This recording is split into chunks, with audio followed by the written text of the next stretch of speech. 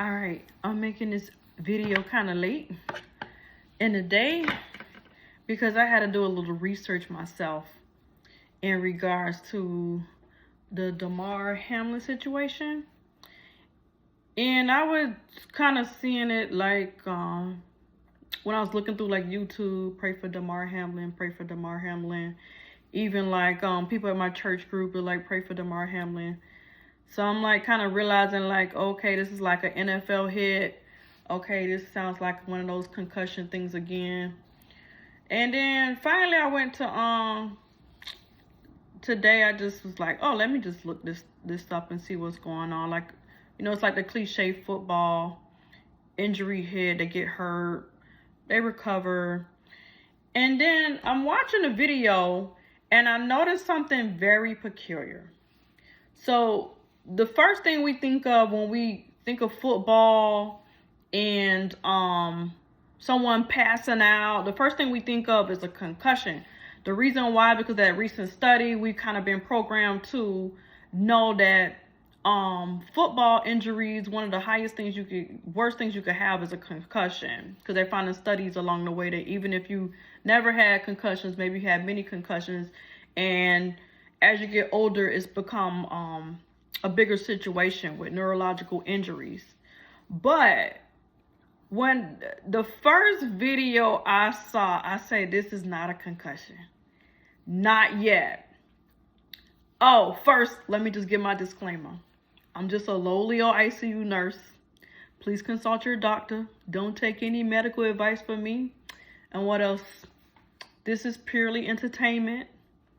And yeah, and if I find a video and able to add it on, just know that it is not my video. I wasn't there recording it, okay? This is just my opinion, observation. So when I watched the video, he wasn't even the one that did the hitting. It was somebody that hit him. And if you notice where it hit him right here. This is called your sternum. Right here in the middle, there's a bone there, and then the ribs go out this way. And what they do is they protect vital organs like your lungs, and then your heart, which lies, you know, not in the middle, but slightly more this way to the left. This is my left. Okay? Sorry. I'm trying to do y'all left. This is my left, and so the heart lies a little bit more this way. So the sternum covers it as well, and some of the ribs this way covered as well. So now, with that hit, you see, ooh, I could use my remote, but it's black too, unfortunately. So with that hit and that heart's hiding behind there, it can boom. Any type of hit can hit against it. And first I thought of something called a precordial thump. And if you watch any, they still play these on TV shows. That's why, like, medical people, we can't watch certain shows because we kind of like roll our eyes on stuff that just don't happen in real life or that we don't do no more.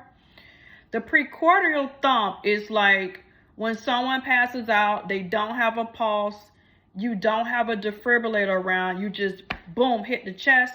And what that does is if someone is in cardiac arrest, meaning their heart stops beating, or if it's in another rhythm, I'm not going to give you that rhythm because I don't want nobody to try nothing at home. You could just give the chest a nice little quick thump right up on that bone. And what it's supposed to do is give you about 5 to 10 joules of energy, which is still lower than that machine we use to shock you to get the rhythm back in check. The way they discovered that, and I had to look this up. I'm not that smart, but I like interesting facts. The way they discovered that is there was this ambulance, it was like in the 1970s, that was carrying this patient, and they were in an abnormal rhythm. And when I say rhythm, I'm talking about electrical currents in your heart that normally happens. We all have electrical currents going through our body, okay? Very important for the heart to beat. It excites the heart muscles with electricity, goes down a certain pathway, and then through that pathway, it excites the muscles to do contractions, to beat, to carry blood throughout the body, right? So this person's rhythm was not normal. And the ambulance got in an accident, went over this bump, and then it went back into a regular rhythm. So they was like, whoa. So ever since then, they probably did studies and stuff to carry on. They begin to use that thump, and sometimes it work, but it like rarely works. So that's kind of thrown out of practice. Now, where I'm getting at is to make the point that trauma to the chest can cause your heart to stop. Okay, we call that cardiac arrest. Cardiac mean heart, arrest mean basically it stops. It is considered, you know, people say like I died, your heart actually stops beating. So with his injury, how the guy's shoulder went up into his chest and then he fell. Okay, you fall with any type of hit in football, cool, but he got up. Now with a concussion, you're not gonna get up that quick. Even a slight concussion, maybe you'll be dazed, like you see in boxing when somebody gets boxed up and hit wrong, and then they do get up there a little dazed. He got up, he was a little dazed, but the injury where he hit wasn't directly to the head. That's what made me say, oh no, this is cardiac. This is heart. And I just began digging. I was like, it's not precordial thump. And then I came across, and then I know like there's some martial arts where you have to wear like protection because you could actually hit that part of the chest that just disrupts the heart rhythm. So it's a lot of back end and studies and definitely incidents that happen where you actually can stop someone's heart that way. But there's something called, sorry, I'm referring back to my notes because I had to write this down.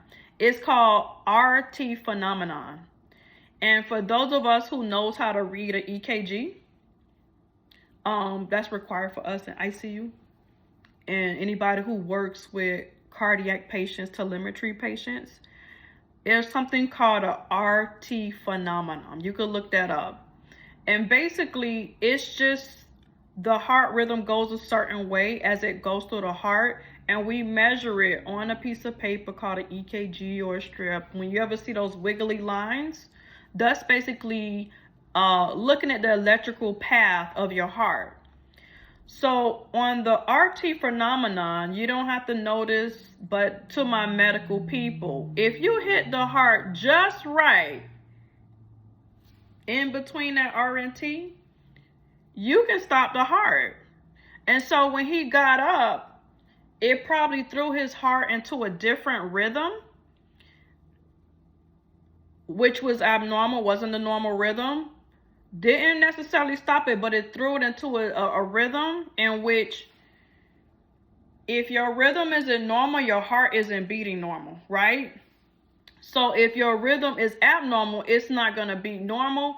If it's not beating normal, you're not getting normal blood flow. If you're not getting normal blood flow to your brain, especially when you stand up, because you already notice when you stand up, your heart has to support the blood flow to your brain, especially when you get up immediately. I'm just going to pause and make you think about this for a second. You ever got up real fast and you got dizzy?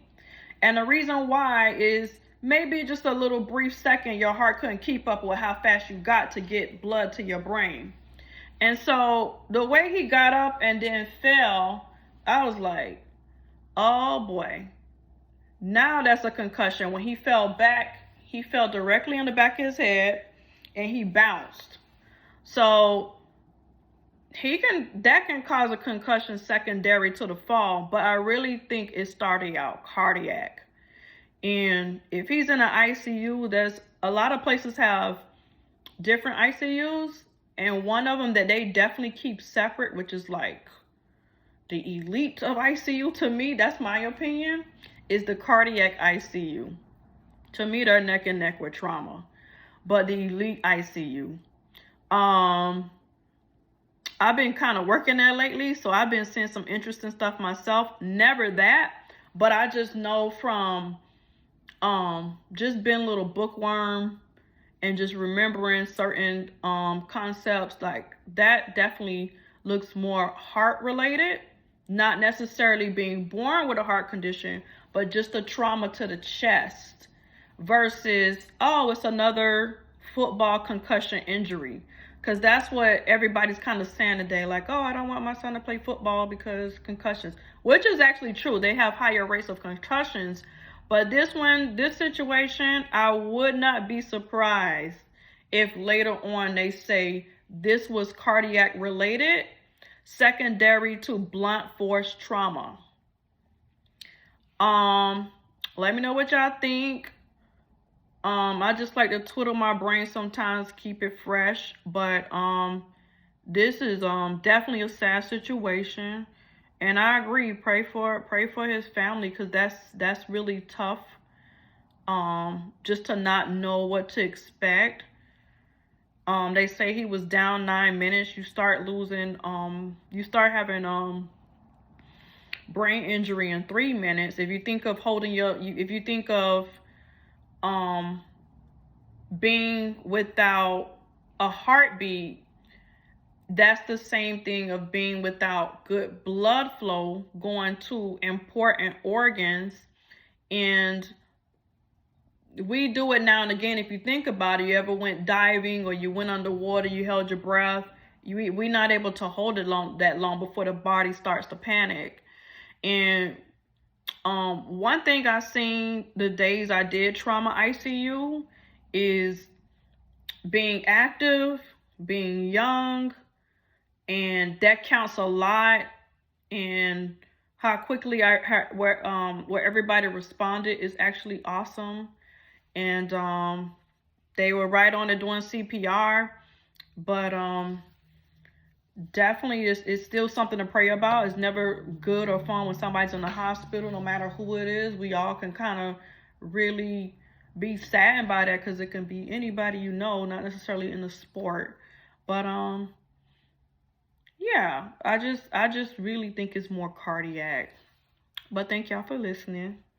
I would definitely go back to doing what I was working. I was actually working on heart conditions, starting with heart attacks. So just be on the lookout for that. Good night.